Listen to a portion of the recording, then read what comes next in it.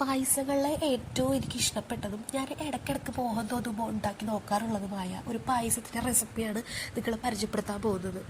വേറൊന്നുമല്ല, പരിപ്പ് പായസമാണ്. പരിപ്പ് പായസം എനിക്ക് എത്ര കഴിച്ചാലും എടുക്കത്തില്ല, അത്രയ്ക്ക് ഇഷ്ടമാണ്. അപ്പോൾ നമുക്ക് വീഡിയോയിലോട്ട് പോവാം. ശർക്കര പാനിയാക്കിയത് അരിച്ച് മാറ്റി വെച്ചിട്ടുണ്ട്. ചെറുപയർ പരിപ്പ് ഒരു 2 വിസിൽ കുക്കറിൽ വെച്ച് അടിച്ചെടുത്തതാണ്. പിന്നെ തേങ്ങയുടെ 1/4 പാലും 2/2 പാലും എടുത്ത് മാറ്റി വെച്ചിട്ടുണ്ട്. ഏലക്ക, ചുക്ക്, നല്ല ജീരകം എന്നിവ കുറച്ച് പഞ്ചസാരയും കൂടി കൂട്ടി പൊടിക്കുകയാണെങ്കിൽ കുറച്ച് ഫൈനായിട്ട് തന്നെ കിട്ടും. അത് പൊടിച്ച് വെച്ചിട്ടുണ്ട്.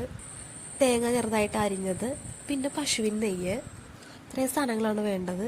ഒരു ചട്ടി അടുപ്പത്തേക്ക് വെച്ച്, ഉരുളിയാണ് എടുത്തേക്കുന്നത്, ഉരുളി അടുപ്പത്തേക്ക് വെച്ചിട്ട് നെയ്യിട്ടൊന്ന് മെൽറ്റ് ചെയ്യുക. തേങ്ങാക്കൊത്ത് വറുത്ത് മാറ്റി വെക്കുക. അതുപോലെ കശുവണ്ടിപ്പരിപ്പും മുന്തിരിയും ഇതുപോലെ തന്നെ വറുത്ത് മാറ്റി വെക്കുക.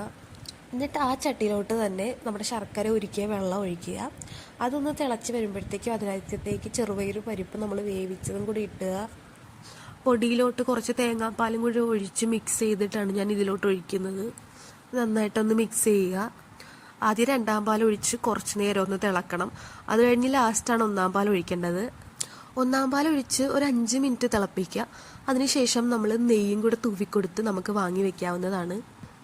ഇനി ഒരു ചൂട് പായസം ഒരു പ്ലേറ്റിലേക്ക് എടുത്ത് പഴവും പപ്പടവും കൂടെ കൂട്ടി കുഴച്ച് കഴിക്കാൻ